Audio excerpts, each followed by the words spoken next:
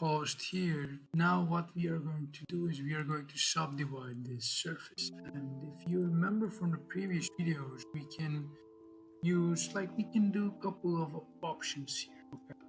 So let's start with the basic one. So if we grab isotrim, what isotrim does, it basically takes a surface and with given domain, it divides this surface into segments, right? So for now, it's basically 10. So go with 20 to 10. Or even maybe less, maybe more. Again, like these are all plus. If you think like this is a skyscraper, you can say, okay, it's gonna have 20 stories, 20 building, 20 floors, you can have 7, so on and so forth. So this is basically an option 1, right? So subdivision.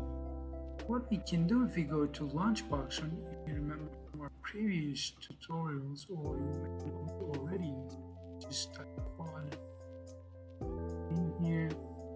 So what I can do here is I can just do a quad subdivision by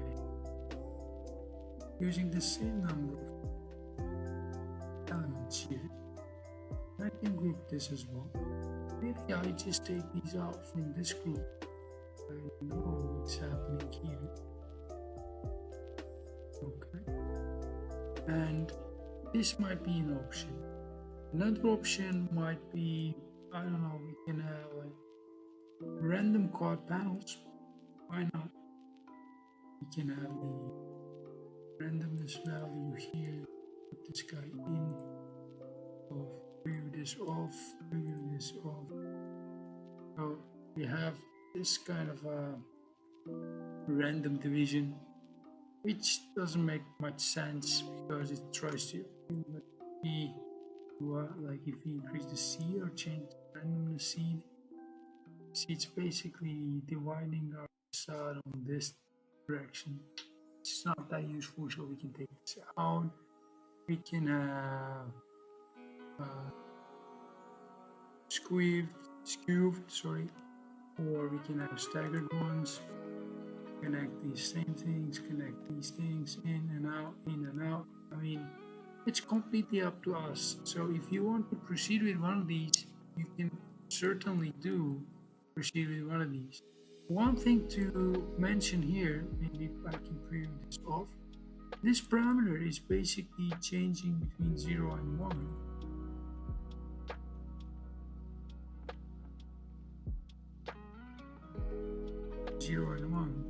And it's basically the skewing effect.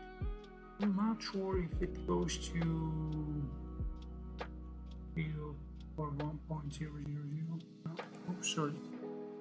It goes to 1.000 to 1.1, just 1.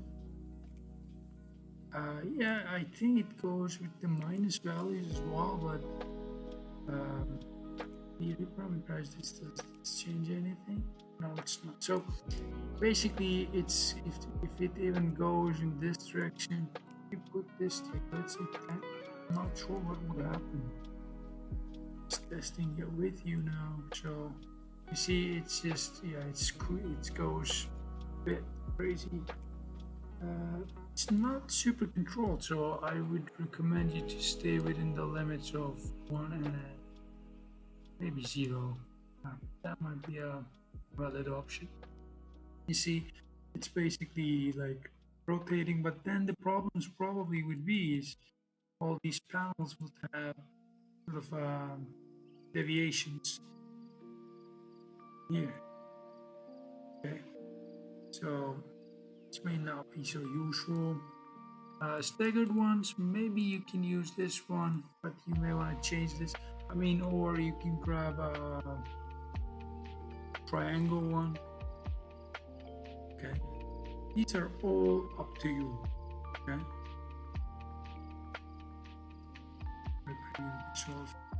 you can see this. maybe with a diamond one, last but not least. Okay, so what we can do here is we can say, okay, all these subdivisions can be refined or defined. Let's group this all separately, then we group them all in at one. Maybe with a white background, because we want to make sure that we can identify this from distance. So, and the next thing that we can do here, since this is also important, we can group these guys. What we can do here is we can put a sort of a stream filter again, and then proceed with what we want to do. So what we want to do here is putting these first one, second one, third one, fourth one, and fifth one.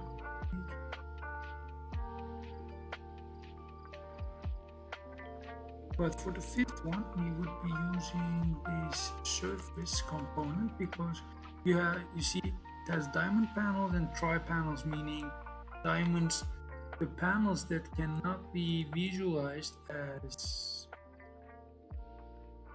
you see there are some triangular pieces, those are tri-panels. So just connect these both and preview this off and add this to this group because it's part of this group, and then I just can connect this in.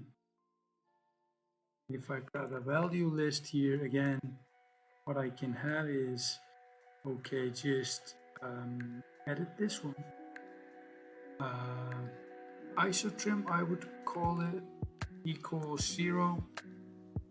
Quad panels equals 1.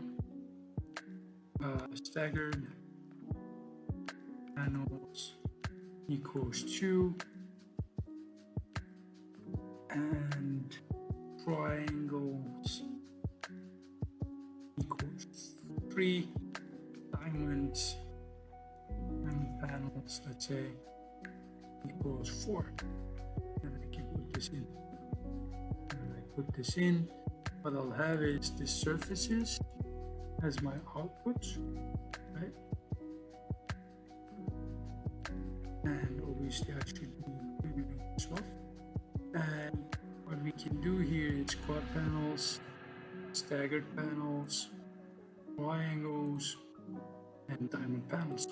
So we are basically having all these panels as my options. So I can also group this, and that would be pretty much it for this video. And in the next one, we'll be talking about how we are going to create glazing on top of these panels.